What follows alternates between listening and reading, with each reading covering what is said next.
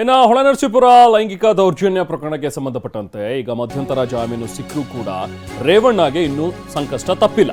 ಯಾಕಂದ್ರೆ ಹೊಳೆನರಸೀಪುರದಲ್ಲಿ ಮೊದಲನೇ ಕೇಸ್ ಏನು ದಾಖಲಾಯ್ತಲ್ಲ ಎಚ್.ಡಿ. ರೇವಣ್ಣ ಅವರ ವಿರುದ್ಧ ಒಬ್ಬ ಮಹಿಳೆ ಮಾಡಿದಂತಹ ಒಂದು ಆರೋಪ ಲೈಂಗಿಕ ದೌರ್ಜನ್ಯ ಕೇಸ್. ಸೊ ಈ ಕೇಸ್ನಲ್ಲಿ ಈಗ ಸದ್ಯಕ್ಕೆ ನಿನ್ನೆ ಒಂದು ದಿನದ ಮಟ್ಟಿಗೆ ಮಧ್ಯಂತರ ಜಾಮೀನು ಸಿಕ್ಕಿದೆ. ಇವತ್ತು ವಿಚಾರಣೆ ಇದೆ. ಸೊ ಇವತ್ತು ಕೋರ್ಟ್ ಏನು ಹೇಳುತ್ತೆ ಅನ್ನುವಂಥದ್ದು ಬಹಳ ಪ್ರಮುಖವಾಗುತ್ತೆ. ಸೊ ಹಾಗಾಗಿ ರೇವಣ್ಣ ಬಂಧನ ಆಗತ್ತಾ? ಈಗಂದ್ರೆ ಒಂದು ಕೇಸ್ನಲ್ಲಿ ಈಗಾಗಲೇ ಅವರು ಬೇಲ್ ಪಡೆದು ಹೊರಗಡೆ ಇದ್ದಾರೆ. ಆದರೆ ಈಗ ಮತ್ತೊಂದು ಕೇಸ್ನಲ್ಲಿ ಸಂಕಷ್ಟ ಎದುರಾಗುತ್ತಾ ಅನ್ನುವಂಥದ್ದು ಇವತ್ತು ಗೊತ್ತಾಗುತ್ತೆ. ಎಲ್ಲಾ ಸೆಕ್ಷನ್ಗಳು ಕೂಡ ಜಾಮೀನು ನೀಡಬಹುದಾದಂತಹ ಸೆಕ್ಷನ್ಗಳೇ ಇವೆ. ಈಗ ಸದ್ಯಕ್ಕೆ ಜಾಮೀನು ವಿಚಾರಣೆ ವೇಳೆ ಈ ಅಂಶವನ್ನ SIT ಹಿಂದೆ ಕೂಡ ಸ್ಪಷ್ಟಪಡಿಸಿತ್ತು. ಸೊ ಕೋರ್ಟ್ಗೆ ಶರಣಾಗಿ ಜಾಮೀನು ಬಯಸಿದ್ರು ರೇವಣ್ಣ. ಈ ಹಿಂದೆ ಕೂಡ ಅವರು ಒಂದು ಆಂಟಿಸಿಪೇಟರಿ ಬೇಲಿಗೆ ಕೇಳಿದ್ರು.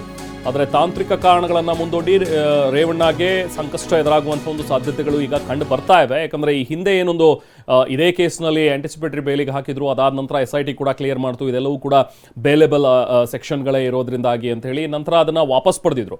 ಆದರೆ ಈಗ ಎಲ್ಲೋ ಒಂದು ಕಡೆ ಅವರಿಗೆ ಸುಳಿವು ಸಿಕ್ಕಿರೋ ಹಾಗೆ ರೇವಣ್ಣ ಅವರು ನಾರಾಯಣ ಬಾಲರಾಜು ನರ್ಸರಿ ಕೃಷಿ ಮಾಡಿ ತಿಂಗಳಿಗೆ 5 ಲಕ್ಷ ಗಳಿಸ್ತಿದ್ದಾರೆ. ನೀವು ಕೂಡ ಅವರಿಂದ ಕಲಿಬೇಕಾ? ಅವ್ರ ಜೊತೆ ವಿಡಿಯೋ ಕಾಲ್ ನಲ್ಲಿ ಮಾತಾಡಬೇಕಾ? ಈಗಲೇ ಫ್ರೀಡಮ್ ಆಪ್ ಡೌನ್ಲೋಡ್ ಮಾಡಿ. ಕೂಡ ಭಯ ಇದೆ. ಬಹುಶಃ ಇದೇ ಪ್ರಕರಣದಲ್ಲಿ ಮತ್ತಷ್ಟು ಏನಾದರೂ ಸೆಕ್ಷನ್ಗಳು ಆ್ಯಡ್ ಆಗಬಹುದು. ಆ ಸೆಕ್ಷನ್ನಲ್ಲಿ ಈಗ ಅವೈಲೇಬಲ್ ಇದ್ರೂ ಕೂಡ ಅವ್ರನ್ನ ವಶಕ್ಕೆ ಪಡೆದು ವಿಚಾರಣೆಯನ್ನು ನಡೆಸಬಹುದು. ಸೊ ಹಾಗಾಗಿ ಈ ಒಂದು ಬಂಧನದ ಒಂದು ಭೀತಿ ಕೂಡ ರೇವಣ್ಣ ಅವ್ರಿಗಿದೆ.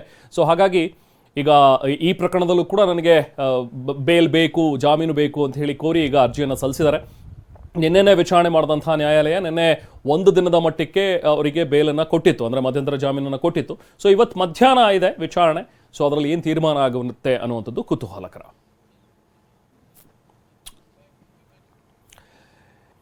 ಇನ್ನು ಹೊಳೆನರಸೀಪುರ ಲೈಂಗಿಕ ದೌರ್ಜನ್ಯ ಪ್ರಕರಣಕ್ಕೆ ಸಂಬಂಧಪಟ್ಟಂತೆ ಈಗ ಮಧ್ಯಂತರ ಜಾಮೀನು ಸಿಕ್ಕರೂ ಕೂಡ ರೇವಣ್ಣಗೆ ಇನ್ನೂ ಸಂಕಷ್ಟ ತಪ್ಪಿಲ್ಲ.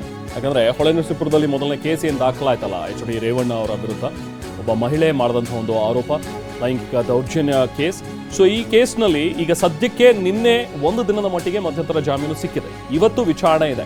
ಸೊ ಇವತ್ತು ಕೋರ್ಟ್ ಏನು ಹೇಳುತ್ತೆ ಅನ್ನುವಂಥದ್ದು ಬಹಳ ಪ್ರಮುಖವಾಗುತ್ತೆ. ಸೊ ಹಾಗಾಗಿ ರೇವಣ್ಣ ಬಂಧನ ಆಗತ್ತಾ? ಈಗಂದ್ರೆ ಒಂದು ಕೇಸ್ನಲ್ಲಿ ಈಗಾಗಲೇ ಅವರು ಬೇಲ್ ಪಡೆದು ಹೊರಗಡೆ ಇದ್ದಾರೆ.